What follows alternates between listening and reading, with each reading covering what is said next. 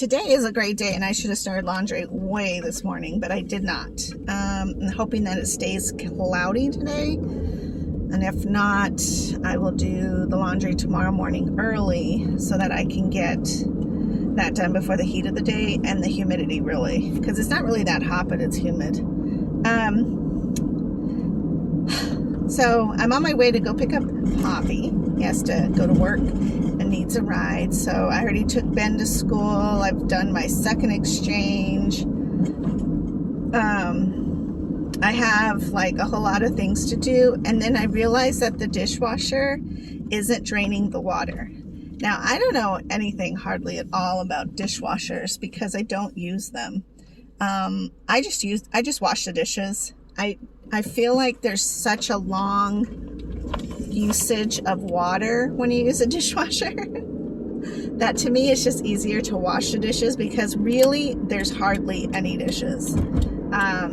With 3 people or 2 people or just Ben, there's not really a point to load up a dishwasher or to have all those dishes just sitting there until you have enough to make a load. At least that's what my mind thinks. So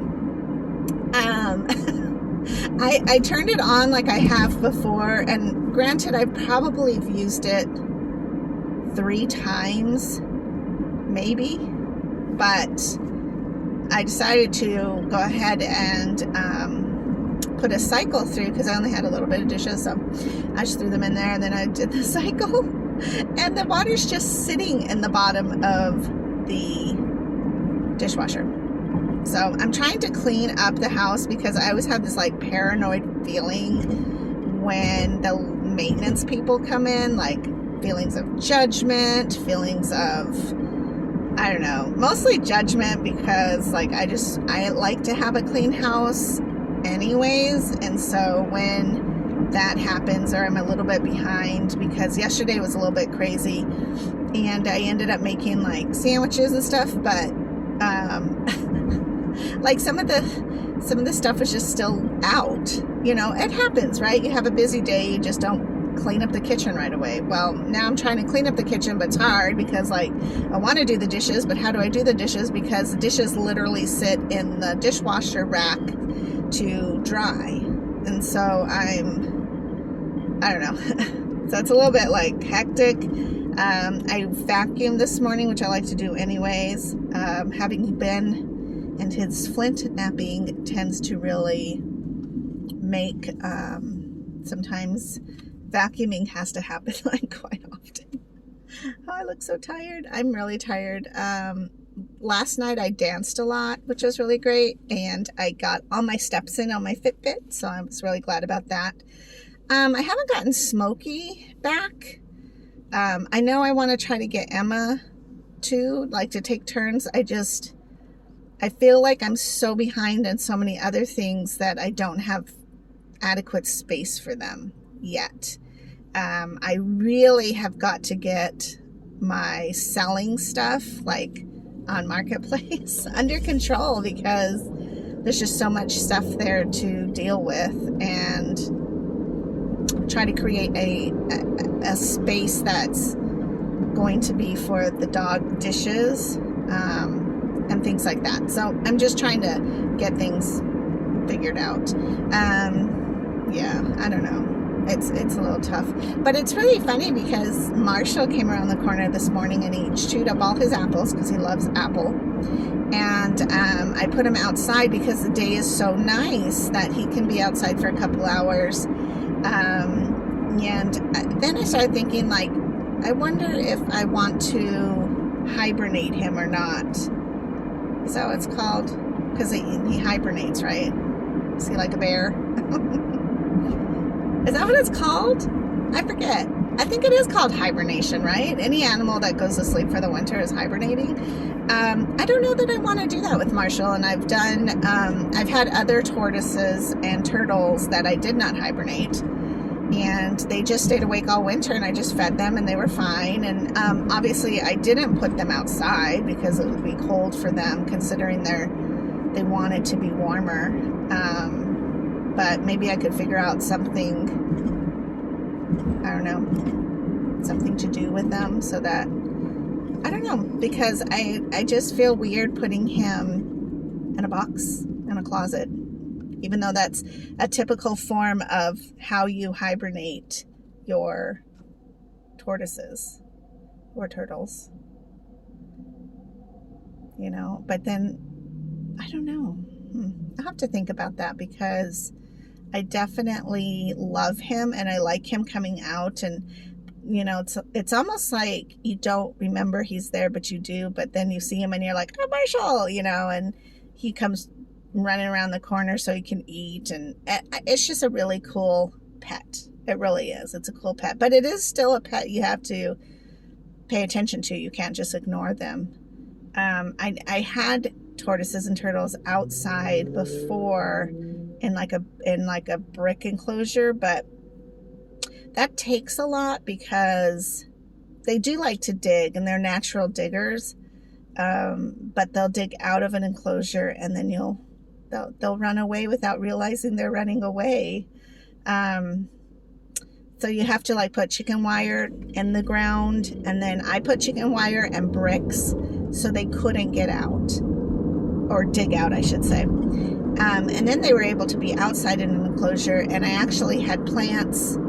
I put some flowers in there, and I thought like maybe they could live in a beautiful garden, but that wasn't what happened at all. The tortoises or turtles will actually dig under the plants and uproot them, and then it's just funny, like it's just how it is. So that didn't work out really well, but I don't feel bad that Marshall doesn't have an enclosure outside, because again, you just have to really keep an eye on them still, especially if they're little, because hawks could come and grab them, maybe other birds, I don't know, or like what's it called, like creatures could come, like dogs could come and grab them out, even though a lot of dogs won't, because they don't care about it. They're not going to chew on them, but there are definitely dogs that will. Hunting dogs definitely will, or they want to play with him and they don't realize like you can chew his arm off. So they do take a lot of work, and I always have to think like lock the screen door on the back patio so he doesn't go out there, and then making sure that he's, you know, taken care of. At least I see him once a day. Once in a great while I won't see him at all during the day, and that's typically because he's sleeping. That's just what they like to do. Like me, we're the same. So yeah, so anyways, that's about Marshall. Very cool pet to have.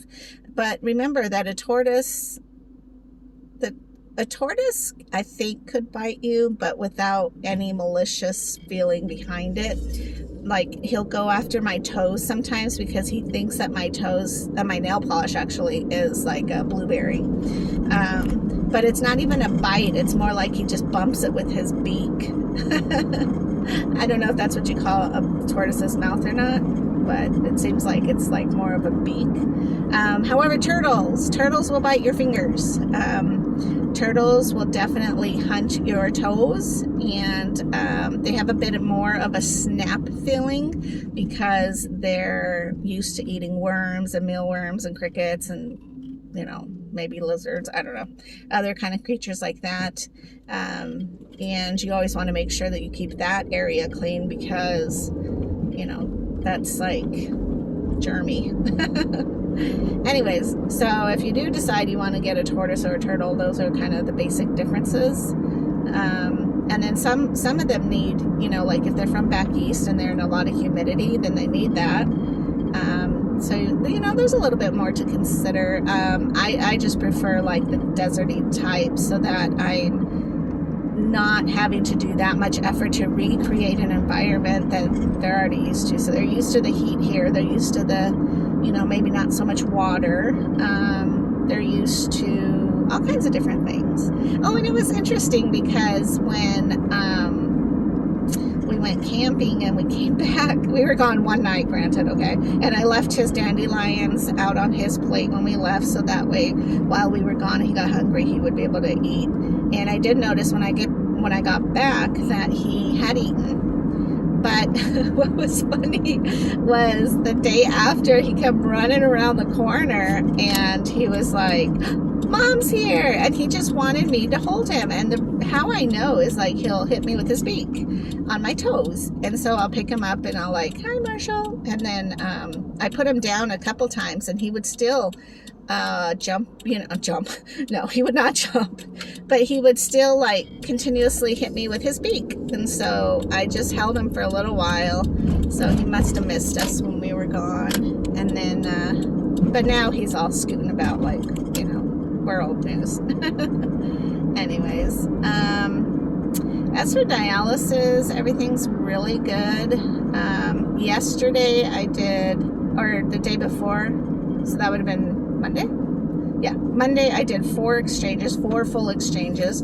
I wanted to be extra cautious since I had been camping to make sure I got everything. And then yesterday, my exchanges seemed okay, but I still seem to have quite a bit of fibrin that just hangs out of my tube. So, I don't know. That's just always going to be, I think.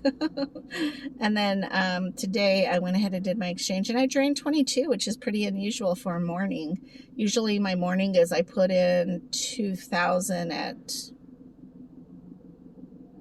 5 or 6, and then I drain around 9, or I do an exchange around 9 or 10, and it's usually maybe 21. It's usually just the 2,000 coming right back out because, one, I've only had coffee. Once in a while I'll eat like a banana or an apple or something, but I didn't today. And that's not really enough to cause a lot of extra stuff to come off. So it was pretty good that I got 22 off, because it must have meant that something was lingering, or maybe my there's extra fibrin coming out. So everything's good on this neighborhood. So you want to make sure that you drink your water, because on days that are overcast, it's easy to skip out on that because you don't feel so hot, but your body still needs the water. So keep drinking it. All right, I'll talk to you guys later. Bye.